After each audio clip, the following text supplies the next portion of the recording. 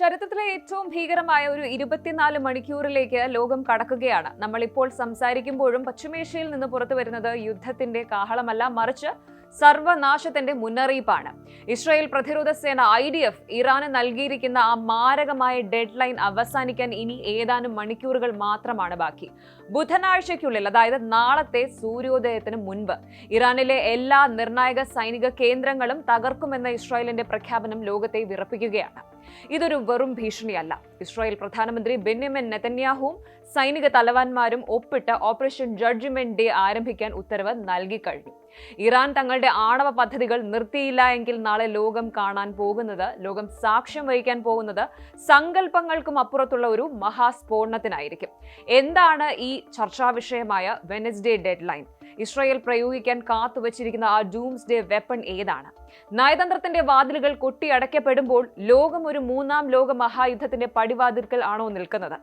ആഗോള രാഷ്ട്രീയത്തെ പിടിച്ചുലയ്ക്കുന്ന ഞെട്ടിക്കുന്ന വിവരങ്ങൾ പരിശോധിക്കാം. കാര്യങ്ങൾ കൈവിട്ടു പോയിരിക്കുകയാണ്. ഇസ്രായേൽ ഇത്രയും കാലം നൽകിയ മുന്നറിയിപ്പുകളെയെല്ലാം ഇറാൻ തള്ളിക്കളഞ്ഞതോടെയാണ് ഈ ഒരു അന്ത്യശാസനം പുറത്തു വരുന്നത്. നാളെ ബുധനാഴ്ച. ഈ ബുധനാഴ്ചയ്ക്കുള്ളിൽ ഇറാന്റെ എല്ലാ മിസൈൽ ലോഞ്ചിംഗ് പാഡുകളും ആണവ റിയാക്ടറുകളും കമാൻഡ് സെന്ററുകളും ചാരമാക്കുമെന്നാണ് ഇസ്രായേൽ പ്രഖ്യാപിച്ചിരിക്കുന്നത്. ഇതിനെ ഒരു സൈക്കോളജിക്കൽ വെപ്പൺ എന്ന് വിളിക്കാം. കാരണം ഒരു രാജ്യം മറ്റൊരു രാജ്യത്തിന് കൃത്യമായ ഡെഡ് ലൈൻ നൽകി ആക്രമിക്കാൻ ഒരുങ്ങുന്നത് ഇത് ആദ്യമായിട്ടാണ്. ഇറാൻ ഭരണകൂടത്തോട് തങ്ങളുടെ ബങ്കറുകളിലേക്ക് മാറാൻ ഇസ്രായേൽ പരോക്ഷമായി നിർദ്ദേശിച്ചു കഴിഞ്ഞു.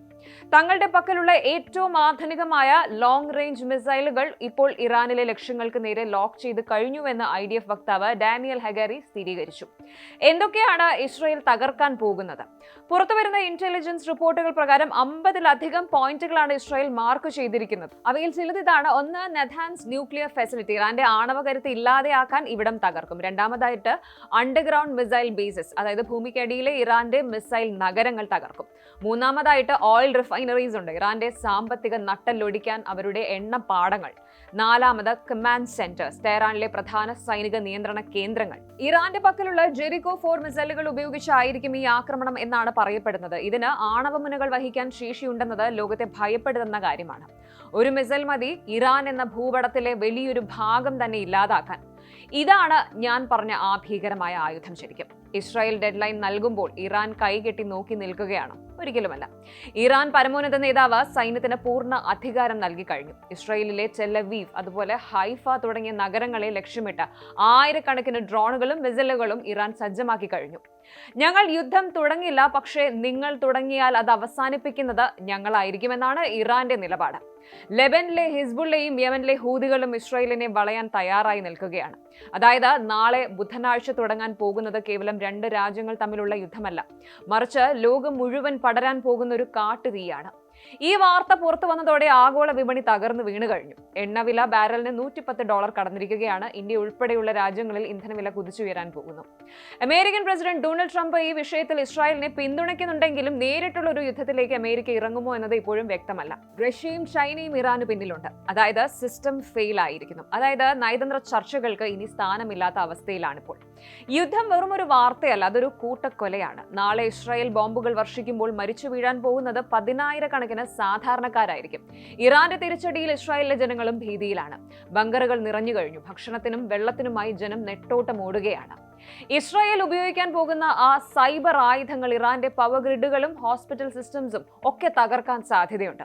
ഒരു രാജ്യം മുഴുവൻ ഇരുട്ടിലാകുകയും ജനങ്ങൾ ചികിത്സ കിട്ടാതെ മരിക്കുകയും ചെയ്യുന്ന ആ അവസ്ഥ സങ്കല്പിക്കാൻ പോലും കഴിയില്ല.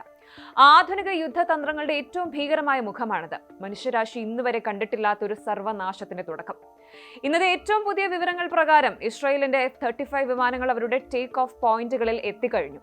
സൈപ്രസിലും മെഡിറ്ററേനിയൻ കടലിലും US പടക്കപ്പലുകൾ അതീവ ജാഗ്രതയിലാണ്. നാളെ ബുധനാഴ്ച രാവിലെ ഇസ്രായേൽ സമയം 4 മണിക്ക്, ഇന്ത്യൻ സമയം ഏകദേശം രാവിലെ 6:30 ആദ്യ ആക്രമണം ഉണ്ടായേക്കാം എന്നാണ് പ്രതിരോധ വിദഗ്ധർ പ്രവചിക്കുന്നത്. നാളെ പുലരുമ്പോൾ നമ്മൾ കാണുന്നത് സമാധാനത്തിന്റെ സൂര്യനെയാണോ അതോ യുദ്ധത്തിന്റെ പുകപടലങ്ങളാണോ? ചുരുക്കത്തിൽ പറഞ്ഞാൽ നമ്മളിപ്പോൾ ഒരു മഹാദുരന്തത്തിന്റെ പടിവാതിൽക്കലാണ്. ഇസ്രായേലിന്റെ വെനസ്ഡേ ഡെഡ് ലൈൻ അവസാനിക്കാൻ നിമിഷങ്ങൾ മാത്രമാണ് ബാക്കി. ഈ ഒരു യുദ്ധം നടന്നാൽ അത് ഇറാനെയോ ഇസ്രായേലിനെയോ മാത്രമല്ല ബാധിക്കുക, നമ്മൾ ഓരോരുത്തരെയും ബാധിക്കുമെന്ന് ഉറപ്പാണ്. ഇന്ത്യ ഇതിനോടകം തന്നെ ഇറാനിലെയും ഇസ്രായേലിലെയും നമ്മുടെ പൗരന്മാരോട് ഉടൻ മടങ്ങാൻ ആവശ്യപ്പെട്ടിട്ടുണ്ട്. ഗവൺമെന്റ് തലത്തിൽ യുദ്ധം തടയാൻ ശ്രമങ്ങൾ നടക്കുന്നുണ്ടെങ്കിലും സൈന്യം തയ്യാറെടുപ്പുകൾ പൂർത്തിയാക്കി കഴിഞ്ഞു. കൂടുതൽ വാർത്തകൾക്ക് news 18 Keralam YouTube channel subscribe ചെയ്യുക.